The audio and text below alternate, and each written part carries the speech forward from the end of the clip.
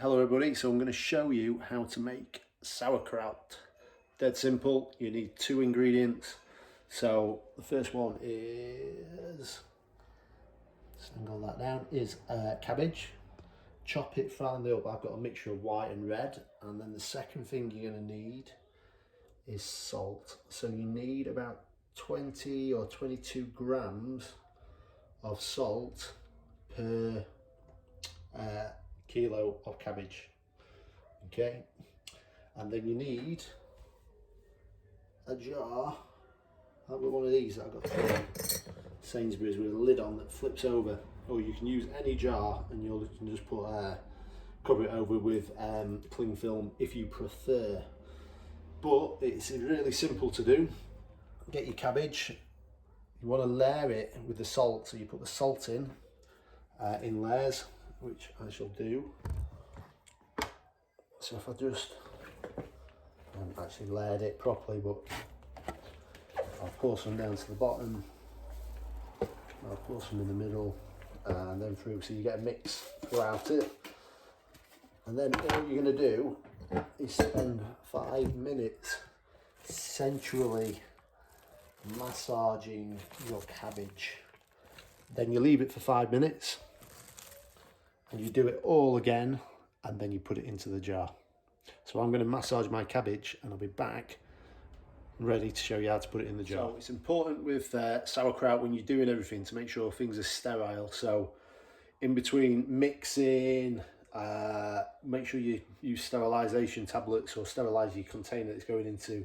Wash your hands thoroughly. Make sure you're using very hot water on the bowl. Anything that's going to come in contact with the cabbage, make sure you're using hot water, sterile stuff, antibacterial. You should all be doing it anyway because of coronavirus. So make sure you're washing your hands before each time you go back to doing it, because you don't want any bacteria getting into the sauerkraut when it's fermenting, otherwise it goes mouldy and it's pretty yucky. Right then, I've massaged the cabbage twice. So what you do is you massage it for 5 minutes, and then you massage it again for let it rest for 5 minutes, and then massage it again.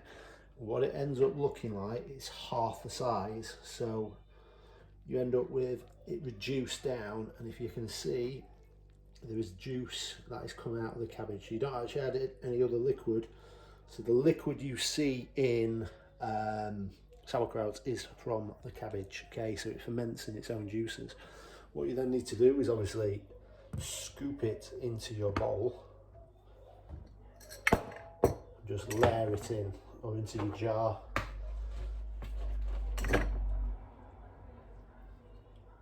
Once you've layered it in, just pour it in. If anything falls out, this is quite important, if anything falls out of your jar onto the surface, discard it. Just get rid of that. If it falls out, it's going to be no good. So you just keep layering it in.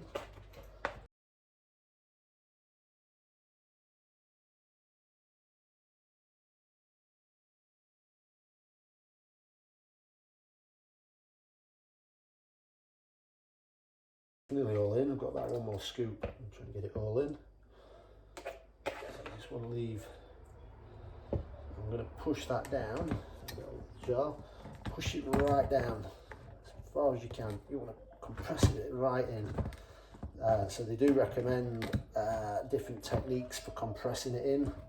I like to use the back of this spoon, just because it's a cheap plastic one and it bends into place. You could get, if you're doing it in a bowl, you can put a plate on top. Obviously cover it with cling film first. So I've also got all the juice that's left in here, a few spray bits. I'll get it all in. And this will cover it up. You want to make sure that your juice is sitting above the line of your cabbage, which is why you need to compress it down as much as you can. So the compression traps air in, and creates the fermentation process. So when it's in the jar, it's going to look something like, where has it gone? That.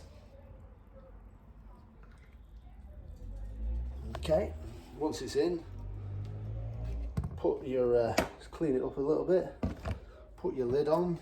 If you've not got a lid, you just put in cling film over the top. You can leave a plate on if you've got cling film, the plate on the top, and then what you need to do is put it in a cupboard, a dark place where it's going to be reasonable temperature. So I like to put mine in my larder cupboard. You might want to put it in a pantry, anywhere where it's not going to be in direct sunlight and it's relatively dark.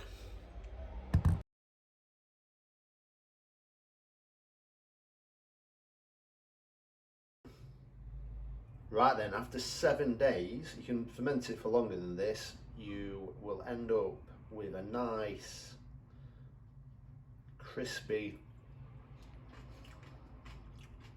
sauerkraut. I'll give it a taste just to make sure it's got the right flavour to it. Also make sure there's no mould, anything like that. Once it's ready, you can just then store it in the fridge as you normally would and consume. Probably take about 7 days. Make sure you get rid of it by then.